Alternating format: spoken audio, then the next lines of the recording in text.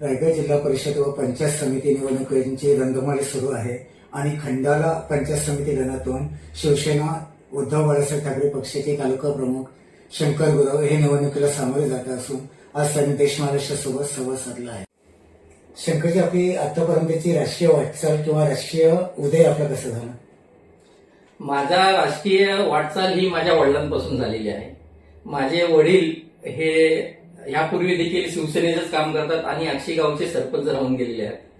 मग त्यांच्या पायावर पाय ठेवून मी देखील राजकारणात उतरलो आणि मी देखील मग ग्रामपंचायतीचा सदस्य झालो, ग्रामपंचायतीचा सरपंच झालो, तंटामुक्त अध्यक्ष सलग 3-4 वेळा मी राहिलो आणि बरीच अडचणी माझ्या समोर आल्या. का बलाढ्य समोर पक्ष होता, त्या बलाढ्य पक्षाला च्या विरोधात आपण लढत होतो. ते लढत करता करता पक्षाने माझ्यावर विश्वास ठेवला. त्यानंतर मी अक्षी गावचा शाखा प्रमुख झालो शिवसेनेचा. त्यानंतर मी विभाग प्रमुखाची मला जबाबदारी भेटली. त्यानंतर जेव्हा पक्षांतर झालं, 2 गट पडले, त्या टायमाला उद्धव साहेबांनी मला तालुका प्रमुख अलिबाग हे घोषित करण्यात आलं आणि आज देखील मला पक्षाने माझ्यावर विश्वास ठेवून मला पंचायत समितीचं तिकीट हे उद्धव साहेबांच्या व गीते साहेबांच्या मार्गदर्शनाखाली मला आज दिलेलं आहे.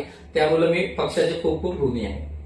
अक्षी ग्रामपंचायत सदस्य, अक्षी सरपंच, शिवसेना शाखा प्रमुख ते शिवसेना तालुका प्रमुख हे जबाबदाऱ्या पार पडत असताना आपण जी काही विकास कामे केली आहेत ती कोणती आणि ती आमच्या प्रेक्षकांसमोर मांडावी. विकास कामे जेव्हा अनंत गीते साहेब हे केंद्रीय मंत्री होते त्या टायमाला अक्षीमध्ये मी एक मारुती मंदिर उभारण्यात आलं. त्यानंतर गणपती विसर्जन घाट तयार केले, रस्ते तयार केले.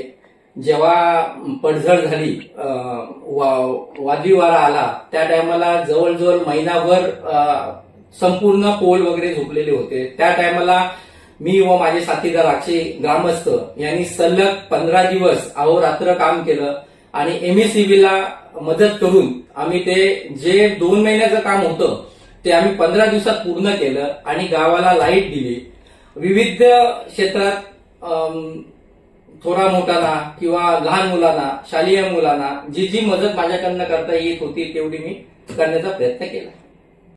खंडाला पंचायत समिती गणातून निवडणूक लढवताना या मतदारसंघात कोणत्या समस्या भेडसावत आहेत असं आपल्याला जाणवत आहे? समस्या प्रामुख्याने एकच मोठी समस्या आहे, ती म्हणजे पाण्याची.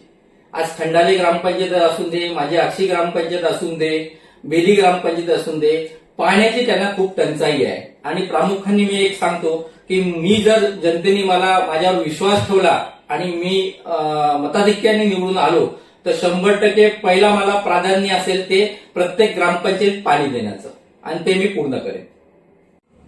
खंडाला पंचायत समिती गणामध्ये निवडून आल्यानंतर आपण कोणती विकास कामे करण्याला प्राधान्य द्याल? प्राधान्य आता तसं बघायला गेलं तर माझ्या पंचायत समिती गणामध्ये खंडाला गाव आहे. त्या खंडाला गावामध्ये जवळजवळ 15 ते 20 दिवसांनी एकदा पाणी येतं. ती समस्या खूप मोठी आहे. तसेच साखर माझा कोलीवाड आहे, बेली आहे, इतर देखील पाण्याचा असाच प्रश्न आहे. मी आल्यानंतर प्राधान्य पहिलं प्रथम मी ते पाण्याला देणार आहे. तसेच आरोग्याविषयी जर बोलायचं झालं तर आताच मी अक्षी येथे मंजूर केले उपकेंद्र मंजूर करून आणलेलं आहे. त्याचं पण काम आता या थोड्याच दिवसात चालू होणार आहे. तसेच माझ्या विभागाला म्हणजे अक्षी गणाला मी निवडून आल्यानंतर माझ्या वडिलांची एक इच्छा होती की बाबा दादा, माझे वडील मला दादा म्हणायचे, दादा तू एक काम कर, लोकांसाठी एवढा झटतोस तर आज रुग्णवाहिका आपल्या इथं तात्काळ मिळत नाही, तर मी निवडून आल्यानंतर माझ्या पंचायत समितीच्या गणाला मी रुग्णवाहिका भेट देणार आणि लोकांच्या समस्या थोड्या हलक्या करण्याचा प्रयत्न करेन.